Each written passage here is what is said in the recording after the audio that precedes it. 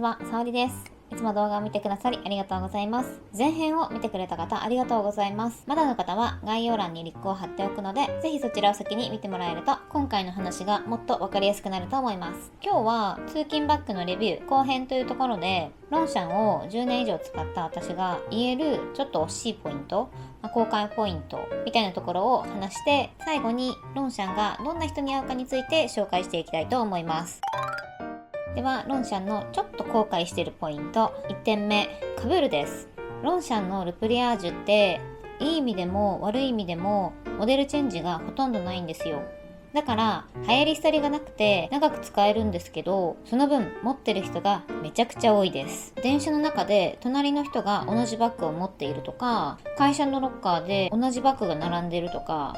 結構そういうことあるんですよね。困るシーンとしては、飲み会とかでカバンを一つの場所に集めないといけない時に、同じ色のバッグだった場合に、あれどっちが自分のバッグだっけってなることがあります。なので被るっていうところはちょっと後悔しているポイントになるのかなと思ってます。対策としてはバッグチャームをつけるのがおすすめです。私もチャームをつけるようになってから一発で自分のロンシャンが分かるようになりましたし、なんかチャームがついていることでより愛着も増したんですよね。ロンシャンユーザーの方、ぜひチャームマストアイテムだと思うので、お気に入りのチャーム見つけて、ぜひご自身のバッグにつけてみてください。2点目はポケットが少ないです。前回も話したんですけど、大きいポケットが1つついてて、ちっちゃいポケットがもう1つついてるくらいなので、中に入っているものがぐちゃぐちゃになります。スマホとか鍵とか、すぐに取り出したいものがバッグの中で迷子になるんですよね。あれ鍵どこって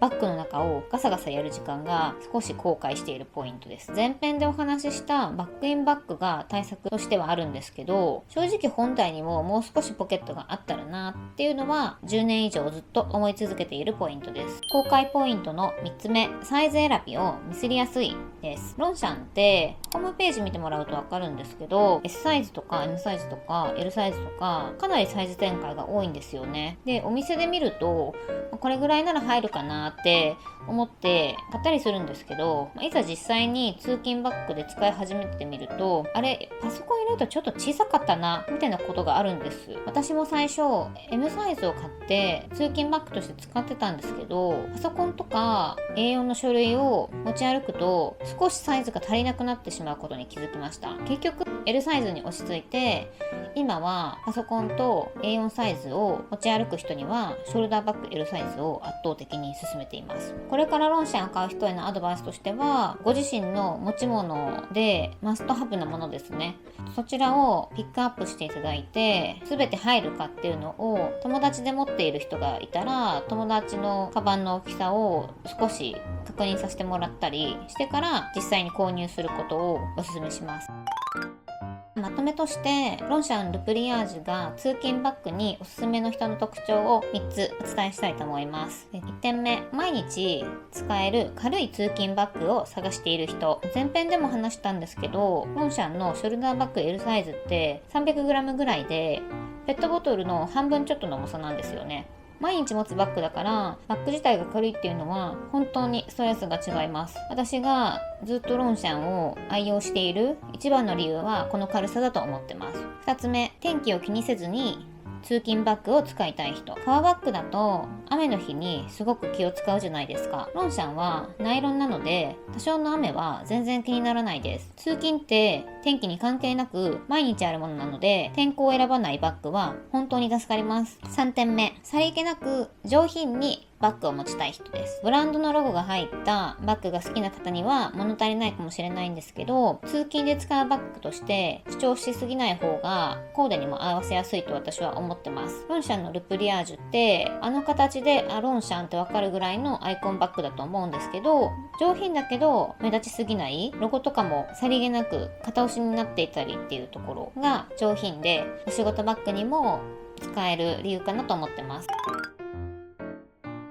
最後に結論です。10年以上ロンシャンをプライベートと仕事で愛用した結果、私はこのバッグを買ってて本当に良かったと思ってます。もちろん完璧なバッグではなくて後悔しているポイントっていうのもあるんですけど、でも軽くて雨に強くて上品で使いやすい、毎日使うバッグとしてはトータルで見た時にこれ以上バランスのいい通勤バッグってなかなかないかなと私は思ってます。これからもロンシャン愛用してきますし、新色とか新しい形が出たら買うと思います。動画でも今後ちょこちょこ私の持っているロンシャンが出てくると思うので、よかったら今後も動画を見てチェックしてみてください。今回のレビューが参考になったという方は、いいねとチャンネル登録をしてもらえると嬉しいです。次回以降の動画では実際に持っているロンシャンをご紹介したりとか、旅行でロンシャンを使っているシーンとかを Vlog 形式でお伝えできたらなと思ってます。ではまた次の動画でお会いしましょう。さおりでした。